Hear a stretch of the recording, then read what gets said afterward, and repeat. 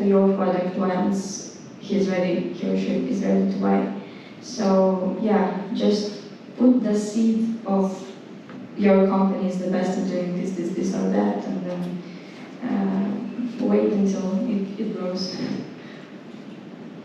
So essentially, from all sides, the current recipe for success, and I'd say not just current, I would say in general, is to remember who you are targeting, who is your audience, and just go with that, have the helpful content, have the user-centric approach, and then of course, like Dana said, build the relationship so they know you and they can be ready to buy from you.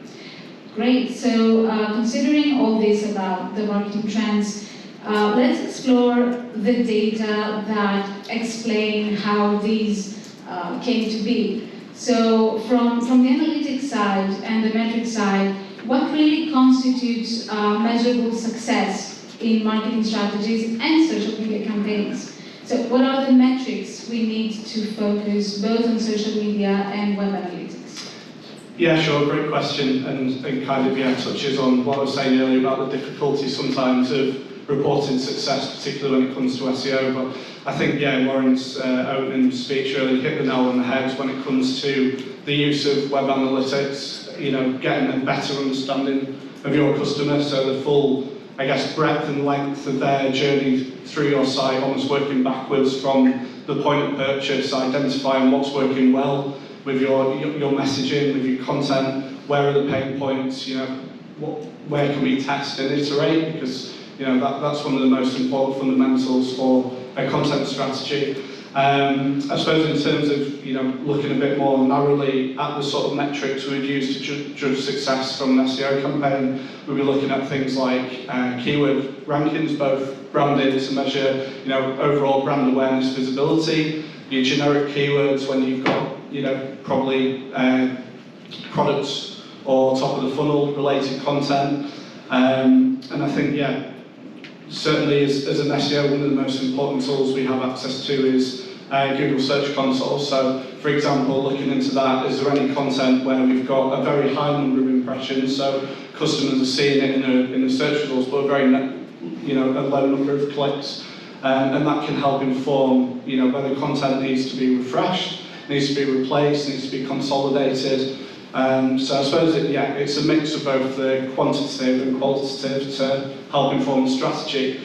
But I guess with that comes a word of caution. I think as marketers we can definitely lean too heavily on the data and the analytics. So as a recent example, CNET went through a systematic process of deleting thousands and thousands of historical content they had on their site, with the sort of mistaken understanding that if they were to remove that content, then Google would see their site as a lot fresher consequently.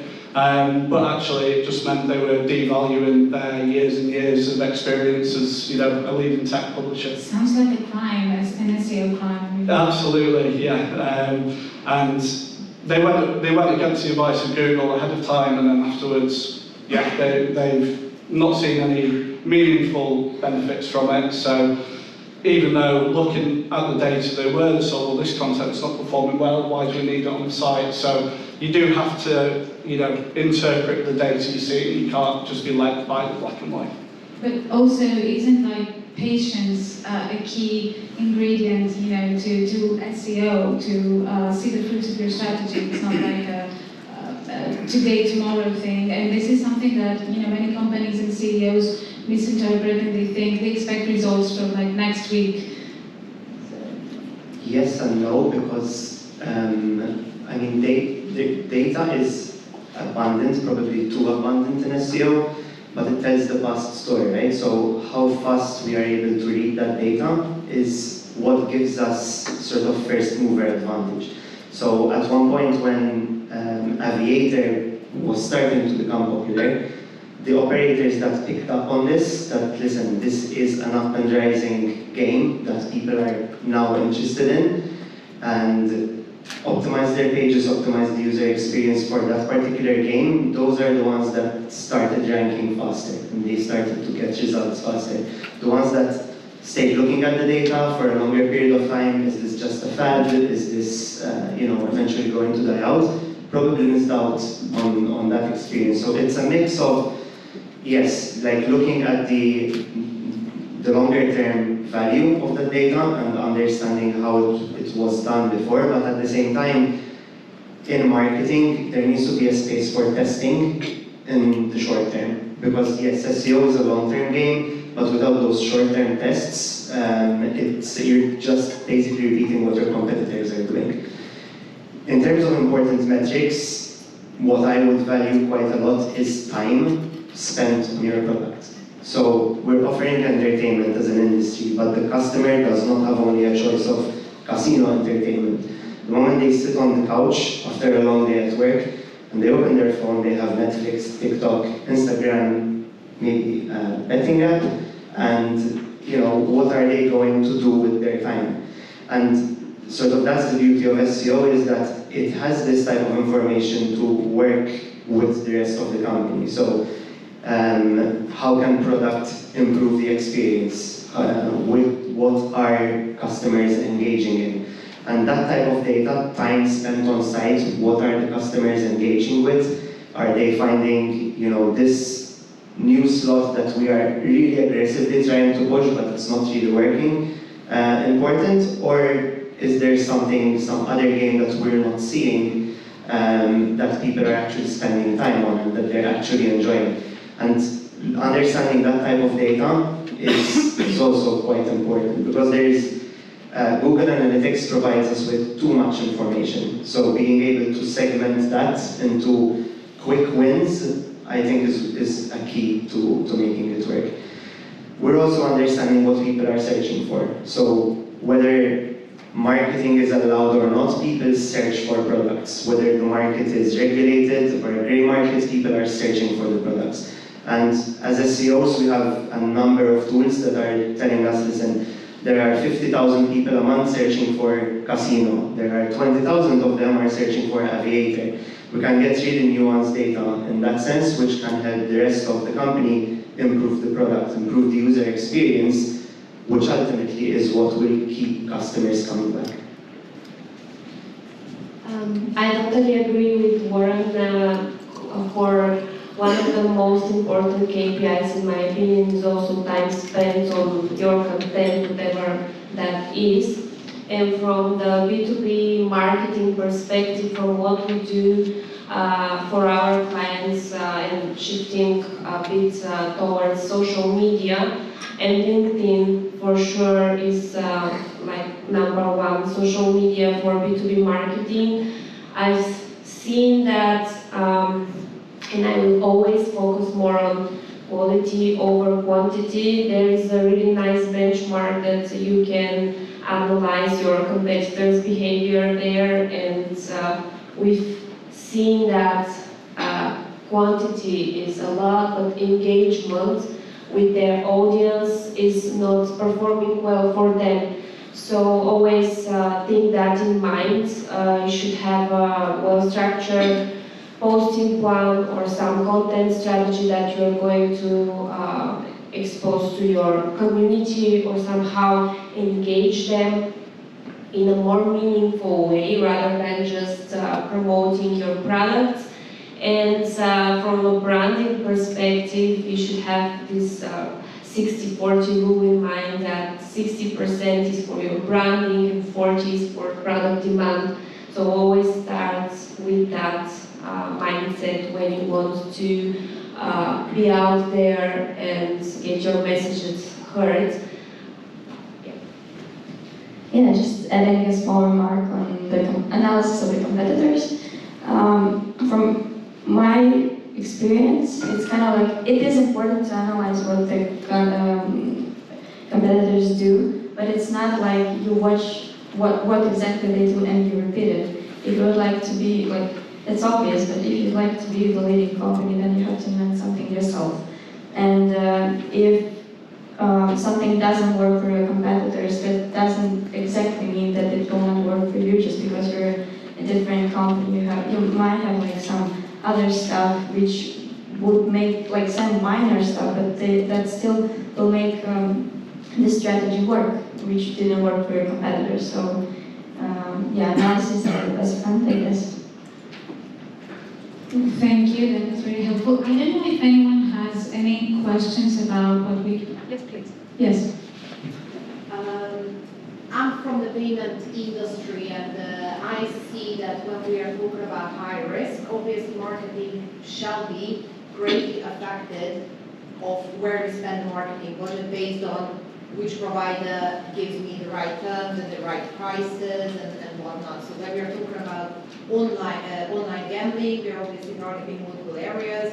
So when we are reaching out to new jurisdictions, the first question is not how to spend the marketing budget, but which area accepts my new clients in a cheaper, safer, much better way, and then allocate the marketing budget there.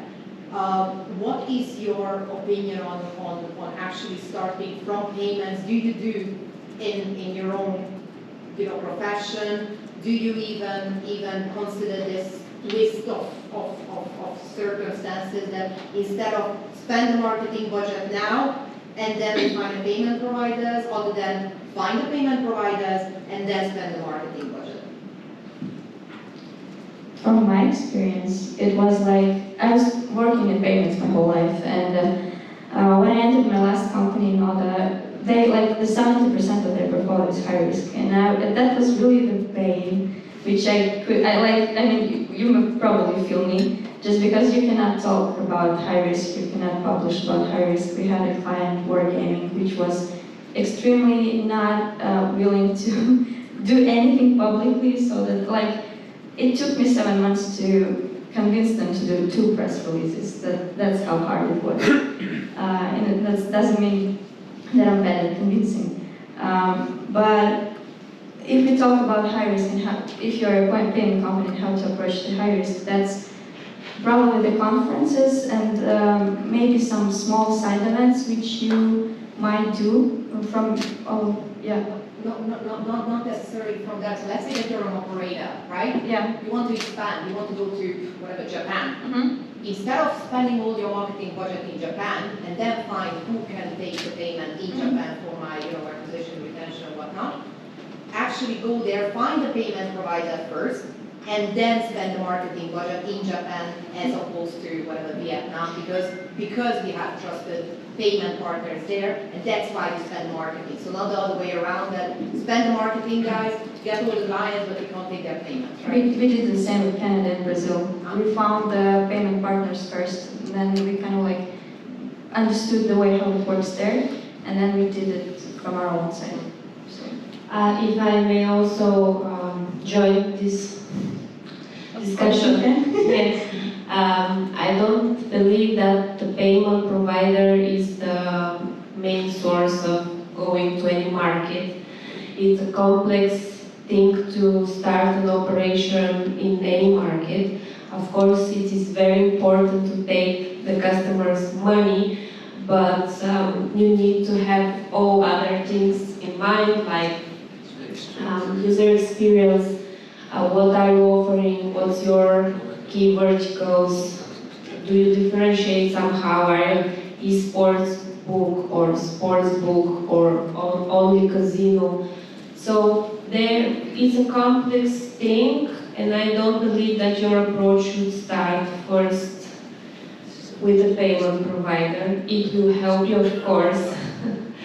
But in terms of marketing, you should also find some strong affiliates, because you need customers, you need players, and trying to convert them, then retain them. So you have many different strategies in mind. But at the same time, you can use your payment provider as a source of marketing as well. It's because when you like partner with the company, like you're the client of the payment provider, that makes you make a press release together. That means that the clients of the payment provider, they also like know about you. So you kind of like enlarge your audience by partnering with multiple companies. And if I may, I think what Victoria means is that if you're an operator, you need the payment provider first, because you need to have the payment system in place in order to be able to serve the product. You can have crypto if you go to some jurisdictions that are not so open to other things. So there is a way if you want. What's going to be your conversion rate of that? It depends on your marketing strategy. As I said, if you are esports book, I believe crypto is a good match. They're perfect for each other. I would add to that, I would argue you need both. So if you're marketing a product that people can't pay in, you're useless to marketing, right? If you have an amazing payment product that no one knows about, still you're not going to get anything. So as with anything, when you're choosing to buy something, just go for both and you're happy for sure. The best advice. I didn't think the question was answered. Yes, please. Yeah, I do have a question. Hey, my name is Alex. I advise some operators in terms of traffic. And I mean, primarily my advice is just work throughout the rev share model, right, with SEO teams and streamers and influencers, and get rid of the CPA, right? Because when we buy Portugal for a CPA, like $100, right? I'm just praying my payback time would be 8 months. In best case, that would be 6 months. And if the traffic kind of shit, so we'll never find this point where the payback time happens. And I mean, basically that works. My question to you guys, as marketing guys, as SEO, let's say SEO guys, is CPA dead? I mean, is CPA dead forever? We still have these arbitrage teams. We still have this media buy. They call this media buying when you do the press release, and you have this first-time deposits from this press release. But it seems like it's dying. Convince me that it's not.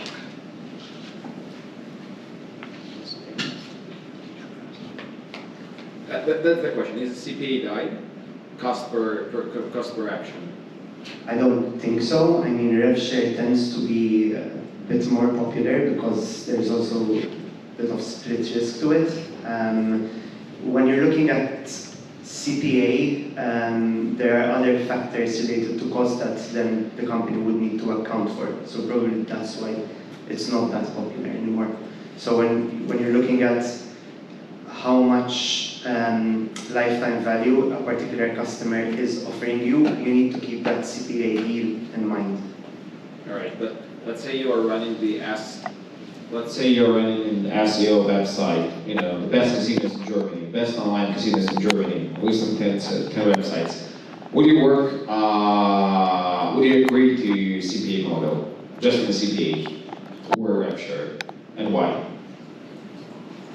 It's very nuanced. I mean, I cannot say yes or no because it really depends on the market, on the type of value of a particular customer and how much traffic that particular website can get. My personal preference is rev share, but I wouldn't discount CPA completely. It really depends. It changes from affiliate to affiliate as well. Okay. From what I've seen when I worked as a CMO in a B2C company, most of the affiliates actually weren't ready to work on the CPA model. They preferred mainly a hybrid model like a fixed fee mainly and rev share if they're not so popular or something like that. But most of them wanted a fixed fee. Then you understand that this fixed fee is not reasonable for your business because they're not bringing you enough players so that you have the return on investment. So it's a risky thing, but I also believe that the CPA is not so popular anymore. Well, I mean, we do, from my experience, we do the KPIs for every affiliate. So the minimum deposit, the amount of money, the turnover that has to be made through the first week, and then time from the first deposit to the second deposit, and the whole amount of sum. And then we pay out the CPA, just once the KPI have been met. But yeah, thank you. Thank you very much for your questions. Anyone else? Okay, so then let's proceed from this very useful and specific question to something almost equally specific. And let's talk about social media campaigns. And since we discussed the analytics as well and the key metrics that we are looking for and what we want to achieve, according to your experience, what are the key parts for a successful social media campaign and why? So, social media from an SEO's point of view, I'm looking at the ranking factor that provides to websites. So, traffic coming from social media to your website, Google tends to like that, so it will help with the whole brand health. I'm also looking at it to understand how the algorithm is working. So, in understanding that, I can better serve people on my own website. But where I think social media excels is when it comes to building a brand and creating emotion value with your customer, which unfortunately you can't really track. But if you look at who has the most followers, who gets the most engagement on particular social media, nowadays it's the companies who are sort of taking a step back from being very corporate, from sort of even the type of content they are creating is very professional level and so on, and they're moving more towards that user-generated feed. So in the gaming industry, it's quite tricky. I don't think we have made that transition yet. But if you look at companies like Ryanair, for example, who are doing an amazing job on social media, it's because their videos are not professional. They're just, having a laugh. They're connecting with people. They're very cheeky and spontaneous. Exactly. So they have found their angle on how to connect to people, and that's where I see social media being valuable, because social media is about engagement and community. So yeah, they just say about the pains of the customer. So it's about engagement and community, and if you don't have that in your social media strategy, if you're not creating a brand that people want to be a part of, then you're just using it to get a little amount of traffic. I see, yes. We know that very well at Hipther. We are very people-centric. So thank you, Warren. And who would like to go on with this? Yeah, I mean, just again, returning to social media through the lens of an SEO who, to be honest, doesn't have, I guess, any great social media expertise myself, but I think, something that SEOs commonly do is just completely ignore social. They see, well, it's not a direct ranking factor, it's not going to bring me organic traffic to my site, I'll leave it, to the social media team, and for me, yeah, big mistake. So I suppose in terms of that intersect between social and SEO, there are some studies that suggest, virility of a post, how viral it goes, may in some way directly influence rankings, and that's very much, a theory at the moment. But, that side, I suppose, the knock-on impact of a successful social media campaign can ultimately be, things that we would consider to be success for SEO. So more organic backlinks built, more brand coverage, more shares, more local SEO citations. So, the sort of, I guess some of it can be, greater than its parts when it comes to intersecting the two disciplines. I see. And as we touched on TikTok before too, if you view it as a search engine, it has tremendous power if you focus on the content which essentially generates what people are looking for and leads you to the other video. So thank you very much. Who wants? I would also like to add something or remind something that branding, the perfect platform for branding are social media, and I agree with the panelists that you need to create authentic content there and try to build a community. It's not an easy job, and it's not an overnight job. It's more of a long-term goal that you are willing to achieve. And in branding and SEO, I also believe that your results are visible in the long run. So from what we are doing for one of the online casino providers which actually started a year ago in a very saturated market, competitive nowadays, online casino providers are many. Not like it used to be actually 5 or more years ago. There was a scarcity of online casino content providers. Now it's the opposite. So we started a LinkedIn. We focused only on this channel because we want to establish one channel a lot, and then if we decide we can go to another one and do the same, and have a different approach in every channel, because we don't want to copy-paste the same content in everything. As a different search engine, there is different algorithm and different expectations from the audience of the social media. So for LinkedIn, we established their business page, and we started by finding their unique selling point, what are they different than the others. Of course, when you have a nice provider with something that differentiates in the market, it's easier to work with, but also we try to combine their also unique voice and team that appears as thought leaders and go to conferences that adds to their expertise, because their team, even though they started 1 year ago, their teams like with many years of experience, and they know what to share on those conferences, but also trying to promote their employer branding, which is also very competitive nowadays in the iGaming industry, and we see that there is a war of talents also.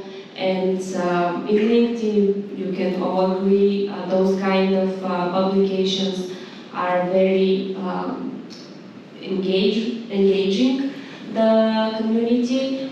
So it's a mixture of everything that a company can say in a more authentic and sincere way, not faking we are this and that, but we are actually not. Yeah, I completely agree with Luba. It depends on the type of, like the goal of the post. Like if you'd like to educate people, for example, how your payment business works and how you have to emphasize how your company will help you, the potential client. If you would like to share your inner life of your company, then it's completely another stuff. You have to be honest. You cannot fake it. You better do some posts which your employees will not be ashamed to share. Actually, if like for example, aesthetics is really like the thing which I care about, and if the post is ugly, I will not share it on my own page. That's why, yeah, just keep everything in mind. So differentiation on all levels is key, from differentiating yourself from competitors, but also your channels and your messaging. Same goes with essentially employer marketing that helps you differentiate your company as well. Wow, that was very comprehensive. Any questions about the social media key to success? No. Okay.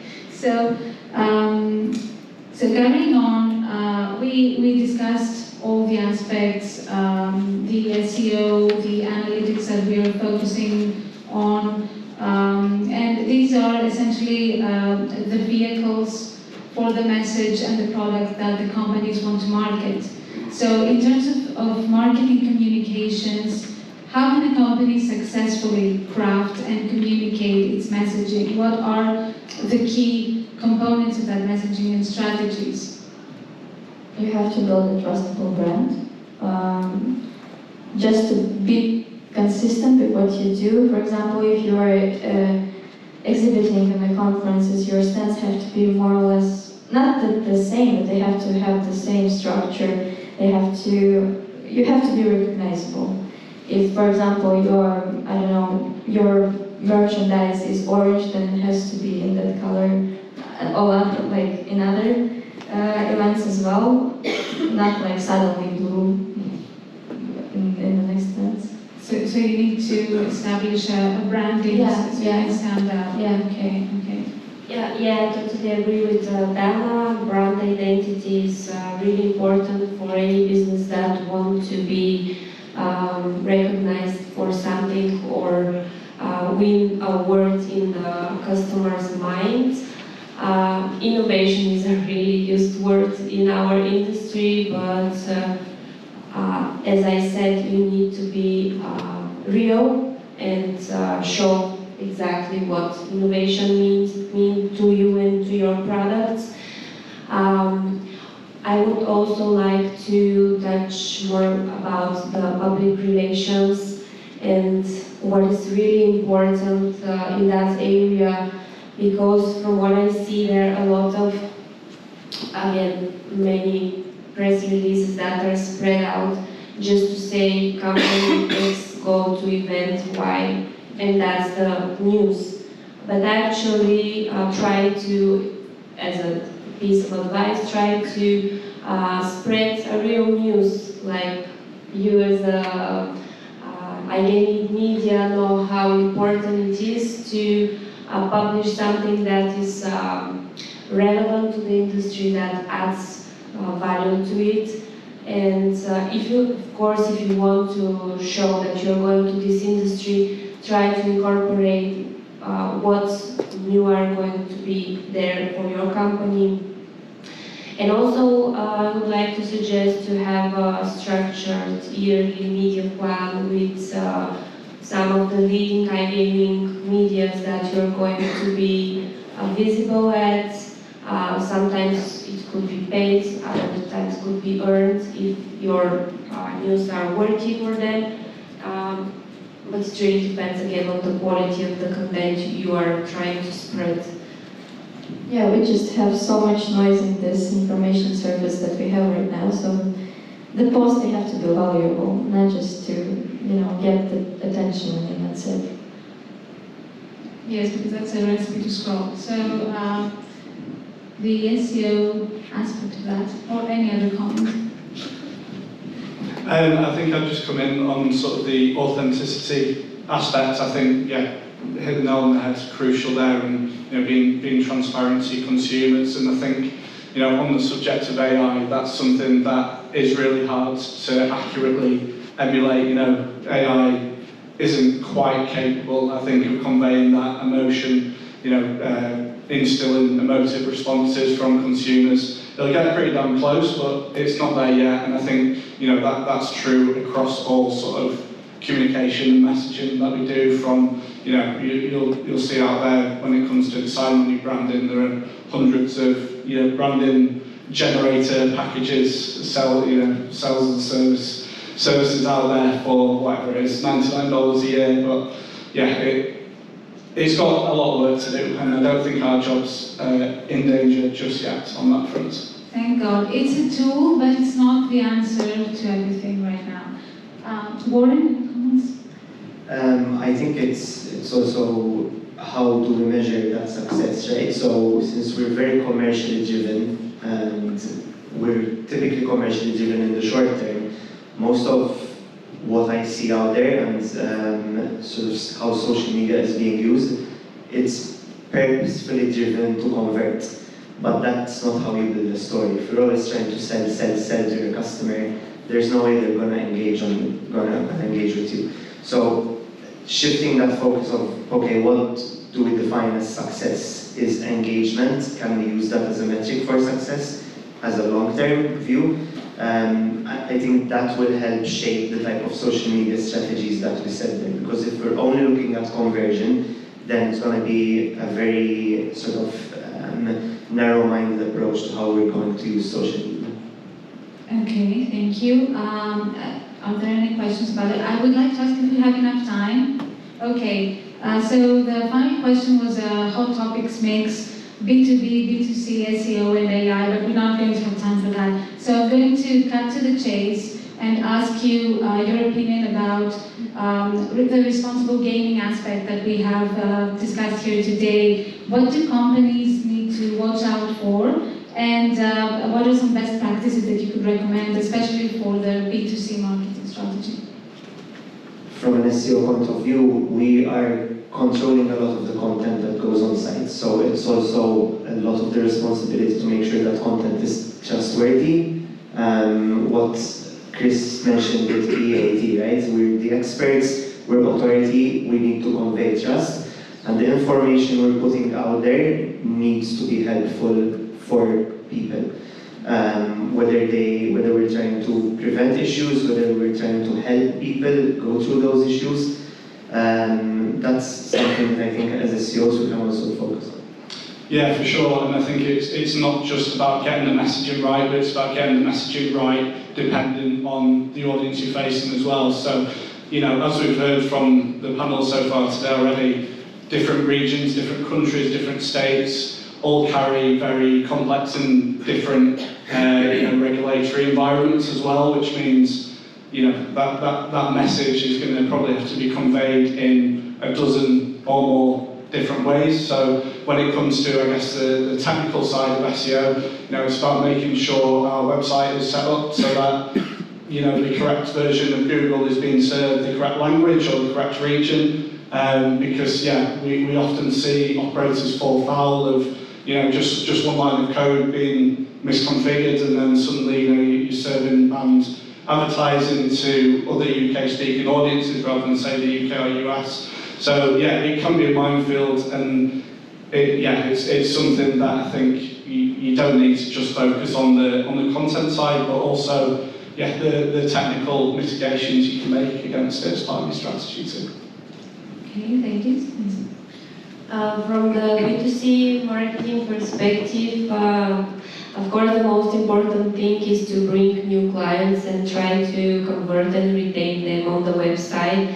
But I believe this should be done not at all costs, and where it comes responsible gambling. And I would like to add a more local perspective. I'm Bulgarian. Based in Sofia and in Bulgaria.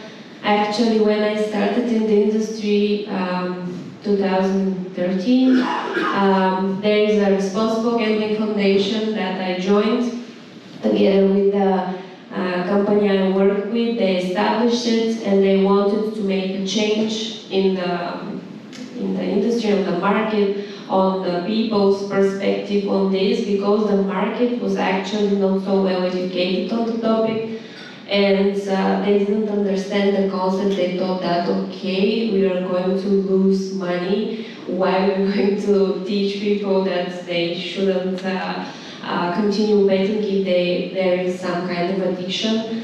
And it was a really huge topic back then, because there were some concerns, also some legal discussions on what we are going to do. And since then, nothing actually changed so much, even though we did several trainings with personnel of the casinos. But in general, nowadays they put only play responsibly on the advertisement, and there are so many all over the country. And if you are navigating the content, it doesn't actually work so well, because you still have advertisements on the beach, on the streets, and in the prime time on television, or in hours when youngsters are watching. So it really depends, and it's related not only from our marketing efforts, but also on a more general level and public opinion. I believe that people who gamble, they're going to still gamble in the future, but I'm against promoting it to the kids and showing that that's okay to gamble, to bet, to whatever. For example, it's not okay that 1xBet does this advertisement right in the middle of the movies, even in the cartoons. For example, my young brother was watching Spider-Man and he was like, "What is that?" Yeah. So that's not normal, I guess. Just don't show to kids that it's normal to play, even if you play. Once they grow up, they're going to decide by themselves. So with the proper consultation from the experts, so we can modify our messaging, use our tools for targeting, and to exclude sensitive groups and still keep doing the good marketing. Thank you very much, everyone, for your insights. Thank you all for listening to us. I know it's the last panel. Give it up for my amazing panelists, please.